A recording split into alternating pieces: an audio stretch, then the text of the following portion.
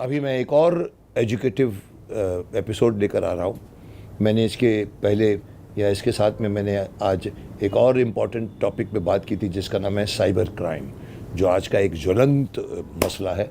एक और चीज़ को मैंने आज ही इंक्लूड किया है और ऐसे महानुभाव को बुलाया है जो एक और स्पेक्यूलेटिव, मैं कहूँगा रिस्की कहूँगा, मैं कहूँगा कि उसको मैं ये नहीं कहूँगा कि कहाँ से फूलता है कहाँ से पिचक जाता है। जी हाँ, मैं बात कर रहा हूँ स्टॉक एक्सचेंज की, जिसके बारे में हर कोई जानता भी है, नहीं भी जानता। बड़े बड़े जानकार भी कब जाके गिरते पता नहीं लगता, और कई जो कुछ नहीं जानते वो कमा जाते हैं। ये ऐसी अनप्रेडिक्टिव एक मार्केट है जिसको मैंने आज तक कभी पसंद नहीं किया। मैंने भी कभी भी स्टॉक लेके छोड़ दिया है। मैं जानना चाहूँगा इनका नाम है, आपने तो पढ़ लिया होगा, संजय कथुरिया जी, बहुत बड़े एक्सपर्ट हैं म्यूचुअल फंड्स को लेकर भी और पूरे स्टॉक एक्सचेंज के बारे में, स्टॉक के नॉलेज के बारे में। मैं काला अक्षर भैंस बराबर है मेरे लिए, मुझे स्टॉक एक्सचेंज की स्पेलिंग भी नहीं मालूम। मैं आज बुला रहा हूँ इनको अपने फ़ायदे के लिए भी। मैं भी जानना चाहता हूँ क्योंकि शक्तिमान को पता होना चाहिए कि स्टॉक एक्सचेंज क्या होता है, क्योंकि शक्तिमान कभी स्टॉक एक्सचेंज में नहीं गया, कभी न भीष्म पितामह भी कभी नहीं गए होंगे। तो चलिए, आप कहो तो मैं अभी मिला देता हूँ उनसे। चलिए मिलते हैं संजय कथुरिया जी से। मुकेश सर कहाँ हैं? Okay great, thank you.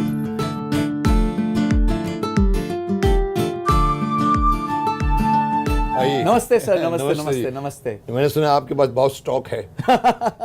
मैं उस स्टॉक का नॉलेज आपसे लेना चाहता हूँ, स्टॉक एक्सचेंज के बारे में। Very very thank you very much कि आप आए हैं। आप आइए, बहुत से सवाल है, बैठ के बात करते जी, वेलकम। संजय कथुरिया जी, कथुरिया मतलब कहाँ की जात होती है कथुरिया? सर हम पंजाबी हैं, अरोड़ा पंजाबी। अच्छा, पंजाबी में कथुरिया होता है जी, अरोड़ाज होते हैं। और मेरा बर्थ श्री गंगानगर का है, राजस्थान का, which is the border town between Rajasthan and Punjab के बीच का गंगानगर जी। है, तो वहाँ से बर्थ है, और फिर फादर पहले ओएनजीसी में काम करते थे, तो देन काफ़ी जगह गए, बड़ौदा, आसाम, फिर बॉम्बे। सो दैट मीन्स आप बम्बई में आए हैं राजस्थान से, ये आपके फादर आ चुके थे ऑलरेडी? नहीं, तो 1991 में पापा का यहाँ पे ट्रांसफर हुआ था। 1991 so from 1991 to 2023, from 1991 to 2013 I was here. मतलब मेरी सारी एजुकेशन, मेरा पहला जॉब सब बॉम्बे में हुआ था। क्या बात है। तो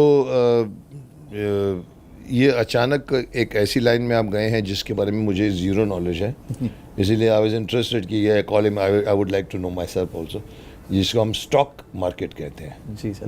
मुझे याद है आज से 20 साल पहले शायद मैंने एक बार टीवी पे देखा था, या मुझे उस वक्त दलाल स्ट्रीट है, वो आजकल की तरह का सिस्टम नहीं जो कंप्यूटराइज होते हैं, तो वहाँ पर वो खड़ के वैसे बोल रहा है, तो बोलता नो, तो उधर से खड़ा। मैंने कहा ये क्या पागलों की तरह क्या कर रहे हैं?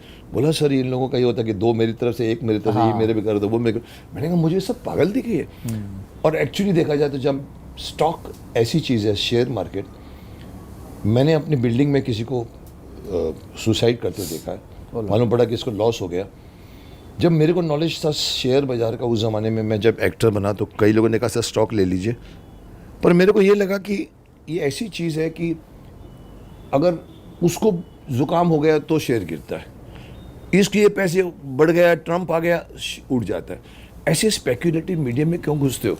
लेकिन साहब आई थिंक मैं आपसे जानना चाहूँगा कि स्टॉक और शेयर की तरफ का जो जनरल अट्रैक्शन है, बिकॉज मैंने अपने उस ज़माने में फेनोलेक्स, एक नाम भी ले लूँगा, मुझे वही याद है, 5-6 शेयर मुझे किसी ने कहा था ले लो। मैंने कहा क्या है? बोला ले लो। अब मैंने आज तक खोल के नहीं देखा कि धड़कन ऊपर है कि नीचे है, और मैं चुपचाप बैठा हूँ। आज 25-30 साल से मेरे को उसके पास क्या बोलते हैं आप, प्रीमियम आता है, क्या आता है वो? डिविडेंड आता है। ऐसा चेक आया पड़ा है, मैंने कहा भेज दो। पर मैंने सुना है कि इससे ज़्यादा मुझे नहीं मालूम। तो मैं बताऊँ कि क्यों एक कॉमन मैन या मिडिल क्लास वाला या even high class stock market की तरफ अट्रैक्ट क्या होता है, उसका क्या कारण है? सर देखिए, लाइफ में आदमी इनकम कमाता है, आप नौकरी करते हैं या फिर आप किसी व्यवसाय में होते हैं, या आप जैसे प्रोफेशनल्स एक्टर्स होंगे, एवरीबडी इज अर्निंग, कुछ ना कुछ कमा रहा है कोई। अब वो मेहनत करता है तो कमाता है, मतलब अगर वो काम करेगा तो कमाएगा। अगर मैं सैलरी में हो तो नौकरी करेगा, बिजनेस होगा तो दिमाग खपाएगा। बिल्कुल, he has to be in office for 16-18 hours, factory जाना पड़ेगा। आपका काम होगा तो आपको शूट पे जाना पड़ेगा, इवेंट्स पे जाना होगा। तो ये मेहनत का काम है, मेहनत का काम है, which we call as activity. इसलिए हम कहते हैं मेहनत की कमाई। बिल्कुल। Okay okay. तो मेहनत की कमाई हम कर रहे हैं। अच्छा, पर सर हम मेहनत की कमाई कर रहे हैं और हम एक समय तक ही कर पाएंगे, बाद में हमें वो मेहनत थका देती है। तो लाइफ में आपका ह्यूमन कैपिटल कम होता है और धीरे धीरे फाइनेंशियल कैपिटल बढ़ता है, यानी कि आपके काम करने का जो एज है वो धीरे धीरे कम हो रहा होता है। जैसे लाइफ कैपेसिटी बोलो या आपका एनर्जी, हाँ, और धीरे धीरे पैसे बढ़ रहे होते हैं, कहीं ना कहीं आपके पास कहीं सेविंग्स होती हैं या कोई आप income deposit. It is not depending upon the age. जो कमाई आपने सेट किया वो उसकी कमाई आ रही है आपको। बिल्कुल। सो स्टॉक मार्केट में सर क्या है कि स्टॉक मार्केट में ना आप अर्नर नहीं, आप ओनर बन जाते हैं। तो अर्नर क्या होता है, मैंने बताया कि सुबह ऑफिस जाऊंगा, शाम को आऊंगा तो तनख्वाह मिलेगी। ओनर क्या होता है, आप एक अच्छी कंपनी के मालिकाना हक ले सकते हैं। सो फॉर एग्जांपल आज रिलायंस है, बहुत बड़ी कंपनी है, मतलब वो जो पब्लिक शेयर होते हैं वो you become the one of the director, may be small proportion, but you become one of, you are one of the owners, you have the say in it. मैं बोलता है अंडर जनरल मीटिंग होती है जो खड़े होकर बोलते हैं, अंबानी को बोलते हैं। बिल्कुल। अच्छा, you are one of the, yes. अगर आपके पास एक शेयर भी है तो आप उस एनुअल जनरल मीटिंग को अटेंड कर सकते हो और क्वेश्चन भी पूछ सकते हैं अंबानी को। बिल्कुल, और अपनी वोटिंग कर सकते हो कुछ मैटर्स पे। वो तो obviously end of the day, so that way you become owner. Yes. और सर जो पैसा बनता है वो अर्नर को नहीं, ओनर को बनता है। ओनर पैसा बनाता है पैसिवली, अर्नर पैसा बनाता है एक्टिवली। तो स्टॉक मार्केट एक ऐसा माध्यम है, एक ऐसा इंस्ट्रूमेंट है जहां पे आप कंपनीज की ओनरशिप खरीद सकते हो और उस ओनरशिप के माध्यम से ओवर इयर्स अपनी वेल्थ को ग्रो कर सकते हो। उसके लिए आपको मेहनत नहीं करनी, विदाउट डूइंग एनी मेहनत, विदाउट डूइंग एनीथिंग। उसमें क्या है कि आप not even visiting that company. बिल्कुल, आपको पता ही नहीं कुछ, मतलब ब्रॉडली आपको पता है, बट योर उसकी रेपुटेशन आपको दे रही है और आप ओनर हैं। So today mister Ambani is working for me, I can say that, क्योंकि मैं उस कंपनी का मालिक हूं। शायद मेरे पास 10,000 शेयर होंगे, बट मैं उस कंपनी में क्योंकि मालिक हूं तो वो मेरे लिए एक तरीके से काम कर रहे हैं उसकी ग्रोथ लाने के लिए, क्योंकि मेजर शेयर उनके पास है। तो जितना भी वो बेनिफिट देते हैं उसका 50% से ज्यादा फायदा उन्हीं को मिलता है, पर कुछ फायदा कुछ बूंदे मेरे पे भी आ जाती है, वो भी घर बैठे बैठे। Yes, that is one I would say motivation और इंटरेस्ट। और is it that it is an easy कमाई? Sir stock market is the most difficult place to make easy money. Really? Yes. अगर आप स्टॉक मार्केट को सट्टे की नजरिए से देखोगे तो मार्केट आपसे सब कुछ लेके चली जाएगी, कुछ नहीं छोड़ेगी। मतलब कुछ टाइम जीतोगे, बाद में गिरोगे तो पता नहीं लगेगा। उसमें क्या होता है सर, मार्केट ना कभी कभी बिगिनर्स लक दे देती है। चलो आपने कोई शेयर खरीद लिया, आपने आज खरीदा और वो 20% बढ़ गया एक 3-4 महीने में, तो आपको लगता है वाह यार मैं तो 20% 3-4 महीने में कमा लिया, अपुनिज भगवान है, वो वाली फीलिंग आने लग जाती है। But you have to realize that in long term you can not generate such returns. Warren Buffett जो हमारे इस पूरे जनरेशन के सबसे बड़े वेल्थ कंपाउंडर है, उन्होंने पिछले 60 साल में 19% के आसपास का रिटर्न दिया है सालाना, एवरी ईयर 19% का रिटर्न दिया है। लोगों को लगता है मैं मार्केट में आऊं तो मुझे एक दिन में 10%, महीने भर में डबल हो जाए मेरा पैसा, साल भर में 4-5 गुना हो जाए। वो आदमी इतना समझदार है, फिर भी उसने 60 साल में 19% के आसपास का सालाना रिटर्न दिया है। पर let me tell you sir, अगर आपने उसमें 10,000 रुपए डाले होते 60 साल पहले, तो आज वो 10,000 रुपए वन टाइम 40 करोड़ होते हैं।